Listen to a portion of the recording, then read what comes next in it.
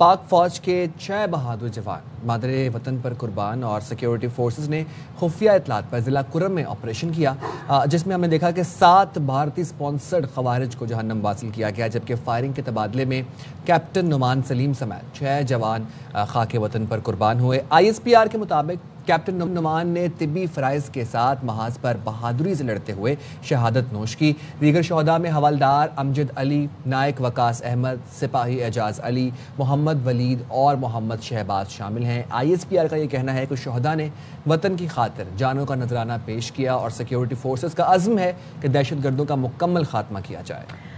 ساتھ ہی آپ کو یہ بھی بتائیں کہ وزیر دفاع خواجہ آصف نے افغان طالبان رجیم کو دوبارہ تورا بورا میں دھکیلنے کی ایک طریقے سے دھمکی دی ہے۔ کہتے ہیں جی کابل قیادت بھارت کے ہاتھوں میں کھیل رہی ہے، افغان سرزمین پاکستان کے خلاف استعمال ہوئی تو افغانستان میں گھس کر حملے کریں گے۔ وزیر دفاع کا مزید کہنا ہے کہ افغانستان سلطنتوں کو نہیں بلکہ اپنے لوگوں کے لیے قبرستان بن رہا ہے، اور یہ بھی کہتے ہیں کہ ایسی جگہ ہے جہاں سلطنتوں نے اپنا کھیل کھیلا، پاکستان انہیں مکمل فنا کرنے اور غاروں میں دھکیلنے کی صلاحیت رکھتا ہے، جس کے لیے اپنی عسکری طاقت کا ایک جز بھی استعمال نہیں کرنا پڑے گا۔ خواجہ آصف نے مزید کہا کہ پاکستان نے امن کو موقع دینے کے لیے بات چیت کی، مگر بعض افغان عہدیداروں کے زہریلے بیانات طالبان کے دھوکے باز منتشر ذہنیت کی عکاسی کرتے ہیں۔ طالبان اپنی چوری شدہ حکمرانی برقرار رکھنا چاہتے ہیں اور رجیم کو معلوم ہونا چاہیے کہ انہوں نے ہماری ثابت قدمی اور جرت کا غلط اندازہ لگایا۔ تو چلیں جی اس ساری صورتحال پر کہ اب یہ سچویشن ہے، ظاہر ہے ہم نے امن کو موقع دیا لیکن دوسری طرف سے جو رسپانس ہے وہ سب کے سامنے ہے، جس میں وہ امن کی طرف آنا نہیں چاہتے، وہ نہیں چاہتے استحکام ہو۔ دفاعی تجزیہ کار بریگیڈیئر ریٹائرڈ راشد ولی جنجوعہ صاحب ہمارے ساتھ ہیں۔ تھینک یو سو مچ جنجوعہ صاحب جوائن کرنے کے لیے، بڑا امپورٹنٹ ٹاپک ہے یہ، اور ہم دیکھ رہے ہیں کہ قطر، ترکیہ، ان کی میزبانی میں پوری کوشش کی گئی جی کہ امن کو موقع دیا جائے، بات چیت سے معاملے کا حل نکالا جائے، لیکن پاکستان کا جو بڑا ہی بیسک اور بڑا ہی جینوئن مطالبہ ہے وہ یہ ہے کہ سمپلی آپ اپنی سرزمین دہشت گردی کے لیے استعمال نہ ہونے دیں، لیکن افغانستان اس طرف آنا ہی نہیں چاہتا۔ تو یہ نقصان کی ذمہ داری تو پھر جو ہو رہی ہے افغانستان کے حوالے سے میں بات کروں گی تو انہی پر عائد ہوتی ہے، کیونکہ وہ نہیں چاہتے کہ امن قائم ہو۔ جی بالکل آپ نے درست فرمایا ہے، یہ سارا اونس جو ہے یہ افغانستان پہ ہے، کیونکہ پاکستان کا تو بڑا جائز مطالبہ ہے، دوحہ میں بھی اور استنبول پروسیس میں بھی ہمارا کنسسٹنٹ سٹانس رہا ہے کہ جو دہشت گرد آپ کی سرزمین سے حملہ آور ہو رہے ہیں ان کو آپ روکیں، اور باقی وہ ہر بات پہ ڈسکس کرتے ہیں مگر یہاں آ کے وہ لیت و لال کا شکار ہو جاتے ہیں، اور کئی مرتبہ ڈرافٹ فائنلائز ہونے کے باوجود جب وہ اپنے ہینڈلرز سے بات کرتے ہیں کابل میں یا کندہار میں تو وہ اس کو پروسیس کو ڈی ریل کر دیتے تھے، ویٹو کر دیتے تھے۔ تو اس قسم کی جو ایٹیچیوڈ اور اس قسم کا جو رویہ ہے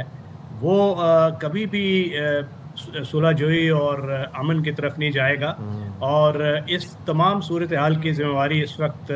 افغان طالبان پہ عائد ہوتی ہے، کیونکہ وہ اس وقت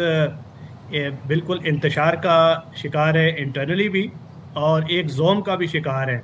اور اب تو وہ ایسا لگتا ہے کہ دنیا پہ پریشر ڈال کے وہ چاہتے ہیں کہ ہم مزید رینٹ ایکرو کریں، جس طریقے سے وہ پہلے کرتے آئے ہیں کہ امریکہ کا ان کو ڈاکٹرین ایڈ کے سلسلے میں، اور وہ اپنا یہ رویہ برقرار رکھتے تھے، نہ انکلوسیوٹی پہ مانے، نہ ویمن رائٹس پہ مانے، اور دہشت گردی کا تو انہوں نے یہ سلسلہ پاکستان کے خلاف شروع سے شروع کیا ہوا ہے۔ ہمارے لیے یہ بڑا مشکل ہو، بچوں کی لاشیں اٹھاتے رہیں اور ایکشن نہ لیں۔ تو وزیر دفاع کا جو سٹیٹمنٹ ہے وہ بھی اسی اضطراب کی عکاسی ہے، اور پاکستان نے ابھی چونکہ فیصلہ کر لیا ہے کہ ہم نے جس سرزمین سے حملہ ہوگا اور انہی کی طرف ہم جائیں گے، پروپورشنیٹ رسپانس ہوگا اور انہی بیسس کی طرف ہوگا، عام جو سیولینز ہیں یا افغان جو سیولینز اور پاپولیشن اس کی طرف ہم سے کوئی تعرض نہیں ہے۔ سو میرے خیال ہے یہ ریزالو ہمیں دکھانا پڑے گا۔ اب اتنا بڑا بارڈر ہے اور اس میں صرف 251 ایسے کراسنگ پوائنٹس ہیں جو افغان حکومت کی ذمہ داری ہے، اس میں سے 1500 سے زیادہ پاکستان گورنمنٹ اس کی ذمہ داری اس نے اٹھائی ہوئی ہے، जिसको तो पूरी जिम्मेदारी से वो निभा रहे हैं, मगर अफगान हुकूमत की तरफ से ये नॉन सीरियस एटीट्यूड है और बल्कि उनकी वो फैसिलिटेशन जारी है। और फैसिलिटेशन इस वजह से है कि वो नहीं चाहते कि पाकिस्तान को किसी किस्म का लीवे दिया जाए। ये उनकी करून वस्ता की जो सोच है उसकी अक्कासी है, शॉर्ट साइटेड एक एटीट्यूड है। और जो ह्यूब्रिस है या जोम है वो उसका शिकार है। और राशिद साहब, हमने यही देखा कल वज़ीर दिफा ख्वाजा आसिफ साहब ने अपने एक्स पर पैगाम, बड़ा सख्त पैगाम जारी किया और रेफरेंस उन्होंने दिया 2001 में जब यूएस मिलिट्री इन्वेजन हुई और ड्यूरिंग मिलिट्री इंगेजमेंट इन तोरा बोरा, जिस तरीके से फिर अफगान तालिबान दुम दबाकर भागे, छुपे गारों में जाकर और पहाड़ियों में डर के मारे छुपे। ख्वाजा साहब ने कहा कि अगर वो मंजर देखना चाहते हैं तो पाकिस्तान वो मंजर भी आपको दिखा देगा और हमें अपनी पूरी सलाहियत भी इस्तेमाल करने की ज़रूरत नहीं होगी। आपको क्या लगता है इन हालात में, जबकि अफगान तालिबान ढिठाई पर मबनी हैं और अपनी आवाम को जानते बूझते हुए, पाकिस्तान की कैपेसिटी जानते हुए अपनी अफगान आवाम को एक जंग में धकेलना चाहते हैं, आपको लॉन्ग टर्म सस्टेन करेगा? नहीं, मेरा नहीं ख्याल कि सस्टेन करेगा, क्योंकि उनके रवैये में कोई जौहरी तब्दीली नहीं आई और वो उसी तरीके से उनकी सपोर्ट उन्होंने जारी रखी हुई है। अब पाकिस्तान को ये 3 ट्रैक्स पे काम करना पड़ेगा। एक्सटर्नली उसको जितने भी रीजनल ममालिक हैं और जो ग्लोबल पावर्स हैं अमेरिका जैसी, उनको भी ऑन बोर्ड ला के इस मामले में मीडिएशन का रोल अदा करने की तरफ कहना पड़ेगा। और उसके बाद दूसरा ये है कि आपने जो काइनेटिक ऑपरेशंस जो हम लोग कर रहे हैं इसको उस तरीके से करें कि इंटेलिजेंस बेस्ड ऑपरेशंस हों, और अगर अफ़गानिस्तान के अंदर उन बेसिस को हमने टारगेट करना है तो प्रिसाइज इंटेलिजेंस की मदद से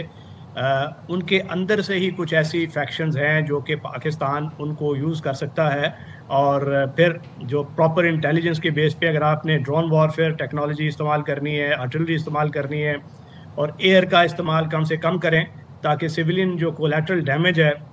और उस पर वो दुनिया को बाद में ये ना हो कि पाकिस्तान के ख़िलाफ़ एक और बयानिया जारी करें। तो इस तरीके से हमने लड़ना है और अपने अंदर जो उनकी स्पेसेस हैं जिसके अंदर वो आके पनाह लेते थे, पॉपुलेशन को उनसे वीन ऑफ करें, उनको एतमाद दें पॉपुलेशन को कि ताकि उसमें आके वो पनाह ना ले सकें और यहाँ अंदर कोई क्वार्टर ना दे। जंजुआ साहब, एक चीज़ मुझे बताइएगा, बहुत सारे ऑप्शंस हैं। एक ऑप्शन तो ये है जिसका इजहार ख्वाजा आसिफ साहब कर रहे हैं, लेकिन हम अगर अफगानिस्तान के डायनेमिक्स देखें, ज्योग्राफी देखें, लैंड लॉक कंट्री है, भारत से सरहद नहीं मिलती है। अफगानिस्तान पर जो काबिज रजीम है उसको प्रेशराइज करने के लिए, दबाव डालने के लिए तिजारत को किस हद तक इस्तेमाल किया जा सकता है, क्योंकि पाकिस्तान के बगैर अफगानिस्तान ट्रेड नहीं कर सकता और भारत इस सिलसिले में उनके किसी काम नहीं आ सकता। लेकिन दूसरी जानिब हम ये देख रहे हैं कि भारत का इन्फ्लुएंस कितना है, भारत जंगी मशक़ें भी कर रहा है, तालिबान रजीम ने दहशतगर्दों को खुली छूट दे रखी है। तो ये इस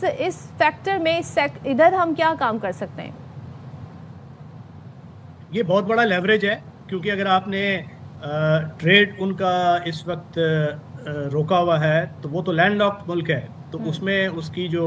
इकॉनमी को मज़ीद ज़ख्म पहुँचेगी, मगर उसका जो असर होगा वो पॉपुलेशन पे ज़्यादा होगा। और दूसरा ये कि अगर हमने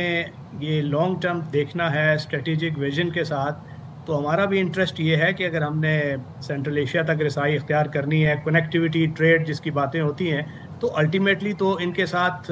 हमें वो बात करनी पड़ेगी। मगर इस वक्त चूँकि उनको उस रवैये में हमने कुछ लचक या नरमी लानी है, उस वजह से ये ट्रेड को एज हम इंस्ट्रूमेंट इस्तेमाल कर रहे हैं और मेरा ख्याल है ये इफ़ेक्टिव होगा और कुछ अरसे बाद वो लचक दिखाएंगे, मगर वो जौहरी तब्दीली उनके एटीट्यूड में नहीं आएगी। और ऐसा लगता है कि अफ़गानिस्तान में हालात खाना जंगी की तरफ जा रहे हैं। वो जो नॉर्दर्न अलायंस का एक